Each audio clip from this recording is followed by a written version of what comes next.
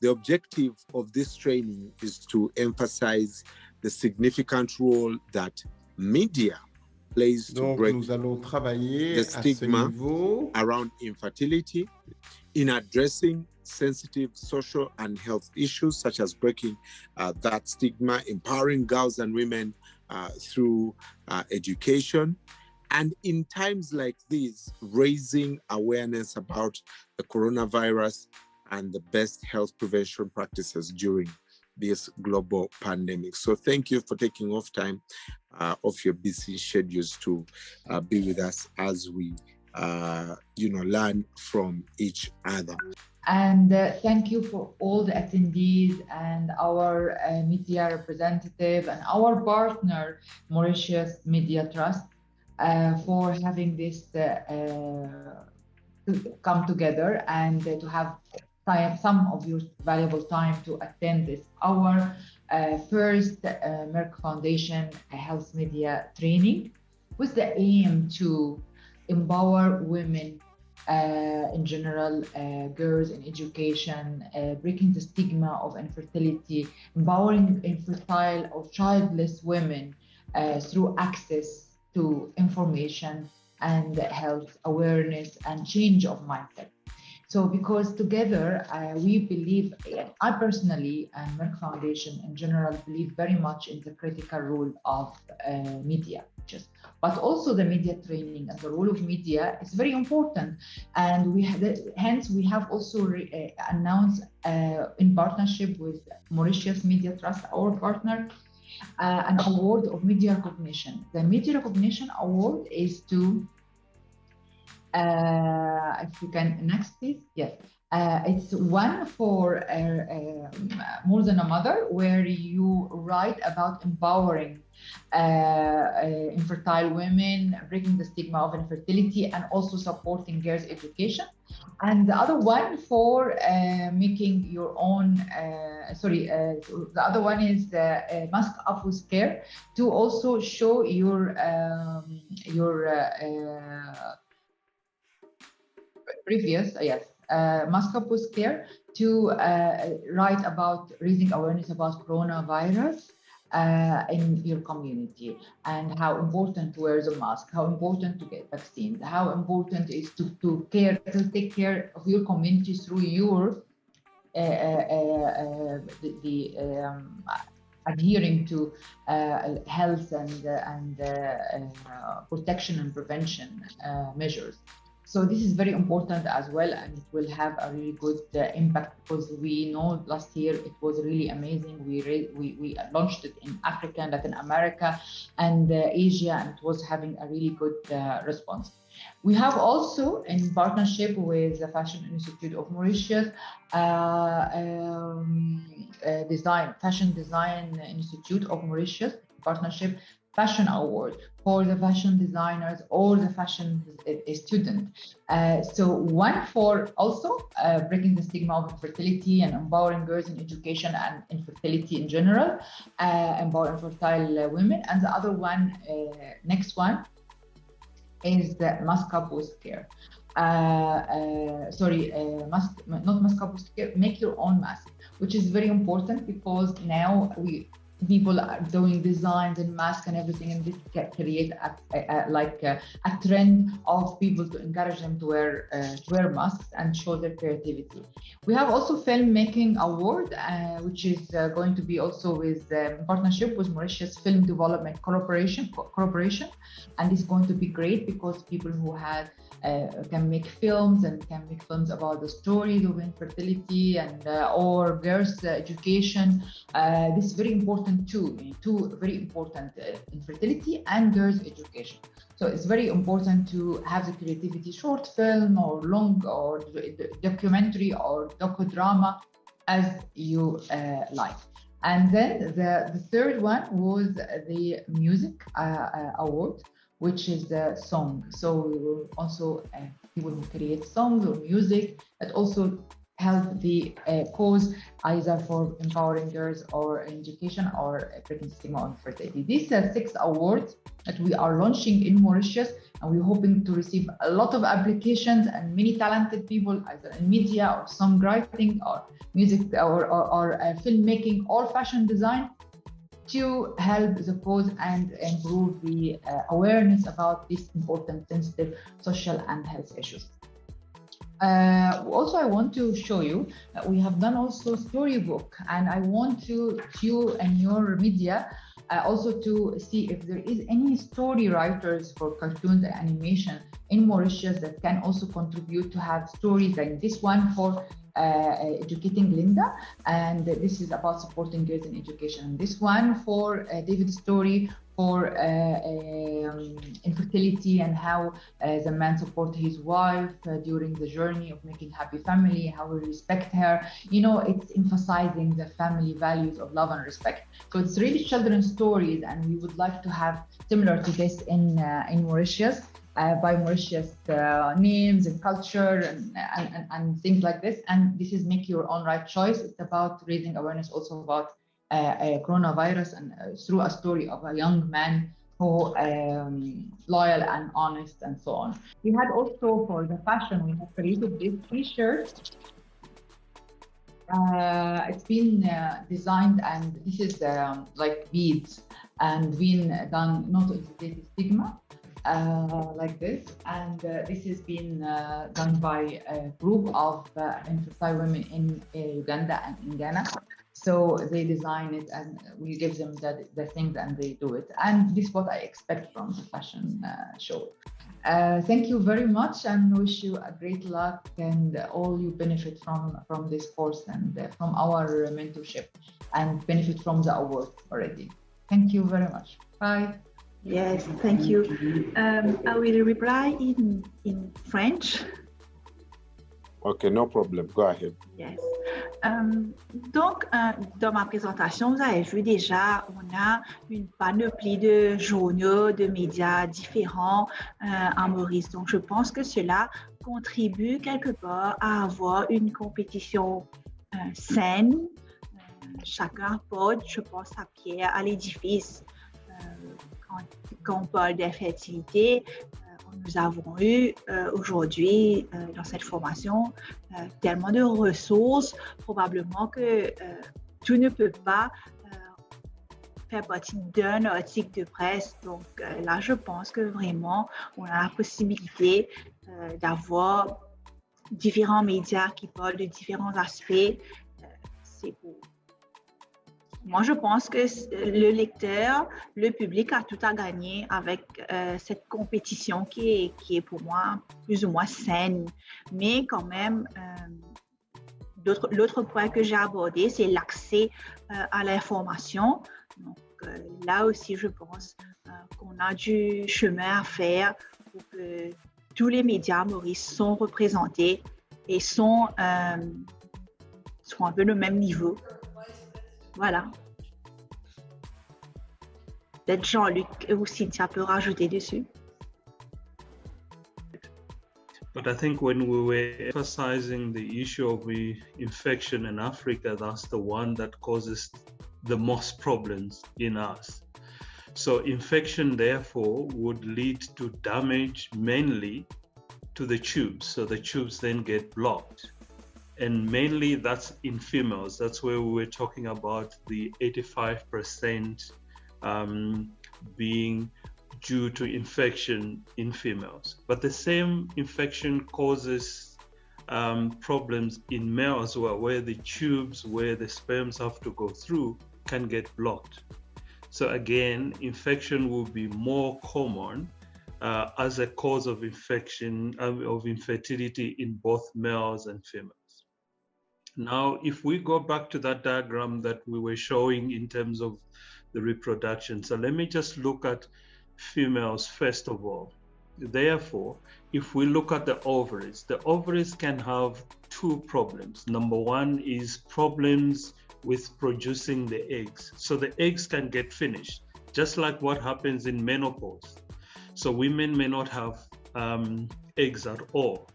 that they can produce for them to conceive. So like in cases where age plays a big role, some women even younger than 40, younger than 35 may find that just because their body did not have enough eggs, they may not be able to produce any more, and then that will lead to problems of not conceiving.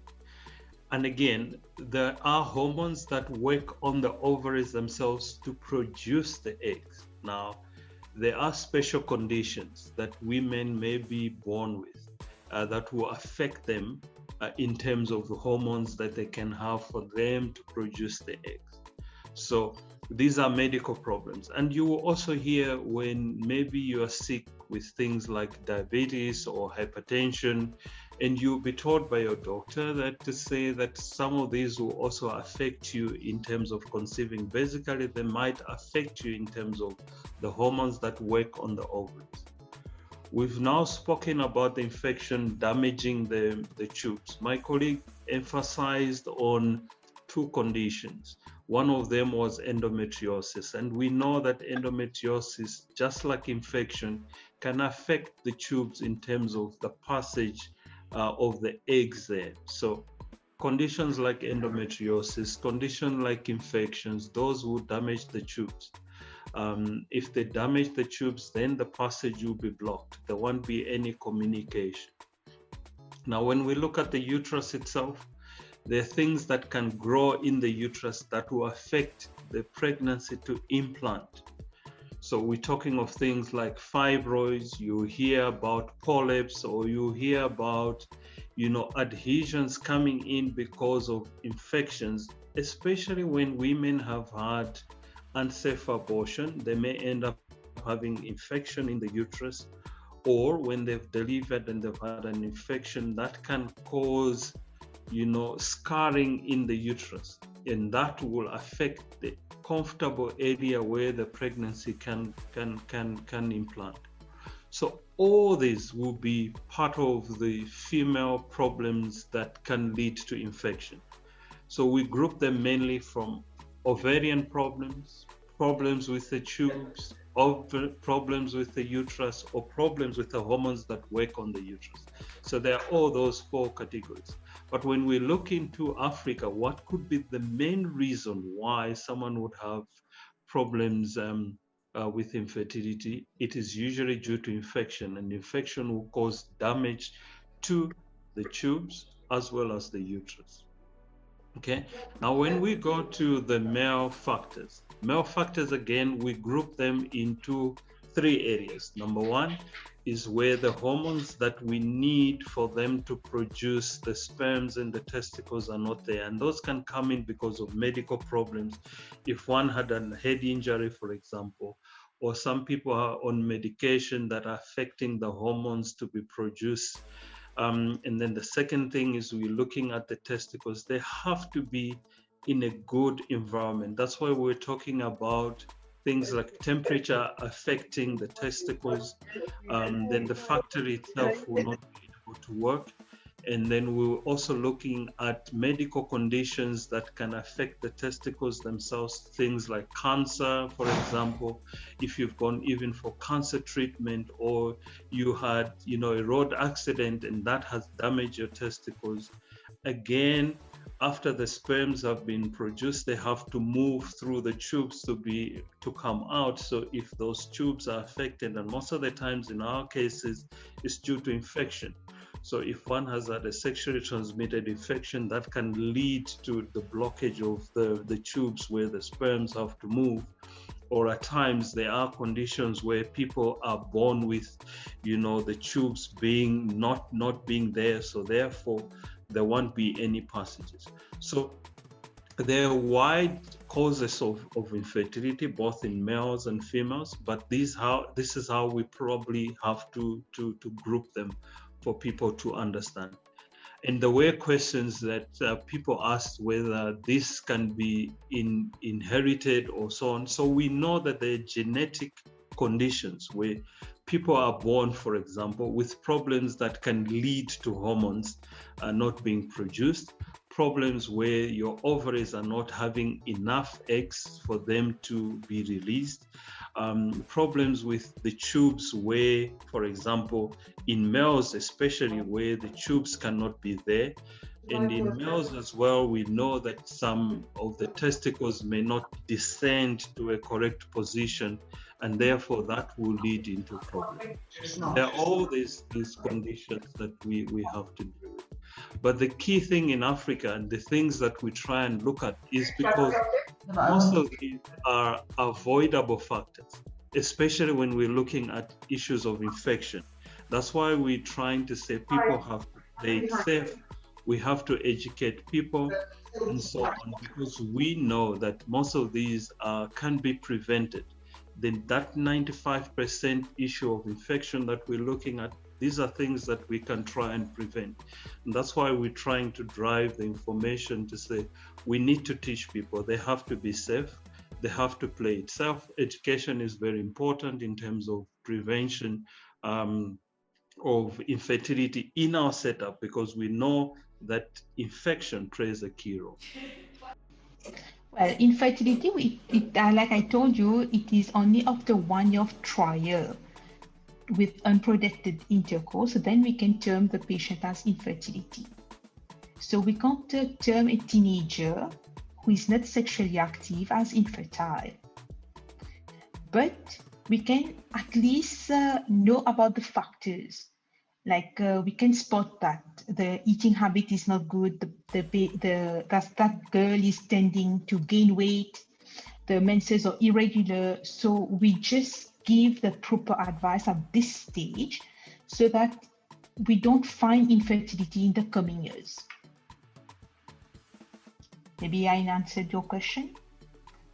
Okay, I hope you have another question. If a patient is diagnosed as infertile with proper treatment, what are the chances for them to be fertile again? It is a case-to-case base, depending on what. But we have a very good response with fertility treatment. Most people, if we are not talking about serious health issues like blocked tubes or azoospermia, that is no sperms. But if we are talking only about like polycystic ovary, hormonal disbalance, and some changes that need to be made, the patient we can conceive naturally after the proper advice, the proper changes and medication that is given. Only patients who have like blocked tubes, completely bilateral blocked tubes, complete azoospermia or advanced stage of endometriosis, then they should ask for help for advanced fertility treatment, like the IVF. IVF, it is not recommended for all the patients. La télévision s'est donc affirmée encore une fois comme service essentiel pendant cette crise sanitaire. Comme les autres médias d'ailleurs, elle a comme rôle principal d'informer, d'éduquer et de distraire. Donc même pendant cette pandémie, la télévision n'a pas arrêté de jouer ses rôles, bien au contraire. Elle a dû s'adapter pour répondre aux nouveaux besoins de son public en termes de lien social, d'information et de divertissement. Cet outil de communication a prouvé qu'il a un impact important sur son public et qu'il a le pouvoir d'influencer les valeurs, les attitudes et les perceptions de manière positive et même négative. C'est un outil très puissant pour aider à sensibiliser et à éduquer le public et accroître aussi les connaissances. La télévision peut aussi être utile pour attirer l'attention des autorités sur les problématiques qui touchent de plus près les populations afin de dégager des stratégies appropriées pour le développement et le mieux-être de ces populations ou communautés particulières. D'après une étude dans le monde en 2020, 1,7 milliard de foyers possédaient un téléviseur. La télévision est donc plus qu'une lucarne sur le monde.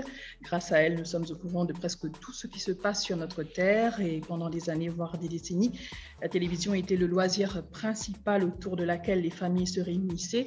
Avec l'apport des nouvelles technologies, elle a eu la concurrence, tablettes, ordinateurs, téléphones connectés, ce qui a poussé le petit écran à évoluer aussi pour garder cette proximité avec son public. Thank you, merci, and of course, Media Trust for being our partner for this particular training. Je voudrais juste peut-être, j'ai vu une question de Martin Lutchman que nous n'arrivons pas à voir, à poser la question directe. Martin demandait justement est-ce qu'un citoyen pouvait s'improviser journaliste. Ça répond un peu à ce que je disais juste avant. Donc, alors que le citoyen n'a pas les règles, il n'a pas le respect de la déontologie, alors que nous avons le respect de la déontologie.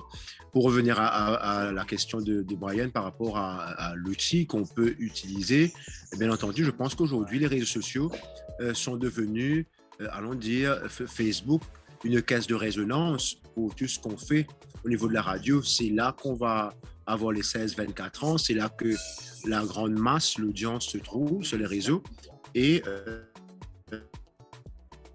les réseaux pour les atteindre d'une part, mais aussi utiliser les réseaux pour les ramener vers la radio.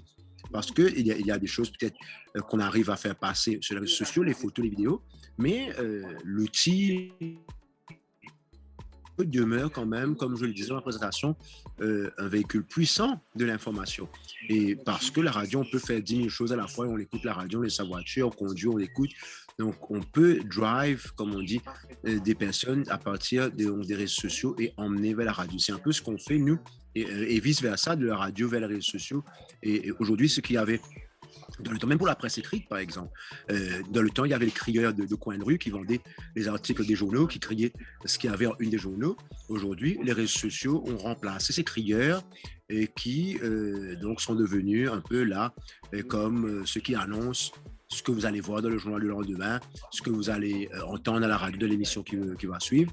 Donc, je pense que l'outil serait utilisé judicieusement aujourd'hui, les réseaux sociaux, pour amener les gens vers une information beaucoup plus étendue, beaucoup plus vérifiée, etc. Et souvent, les réseaux, c'est rapide, 2 lignes, on donne l'information, mais la radio, on peut aller plus longuement, s'étaler plus longuement, avoir des débats, des discussions autour d'un sujet. Je suis sûr donc que ces présentations, cette session, cette formation a aiguisé votre appétit. Donc nous souhaitons pouvoir accueillir d'autres formations de ce genre, possiblement dans un proche avenir et si possible en présentiel, c'est-à-dire physiquement avec des participants, avec la Merck Foundation et nos partenaires. Donc, nous sommes heureux d'avoir contribué à cette initiative. Et je dis encore une fois, merci à tout le monde.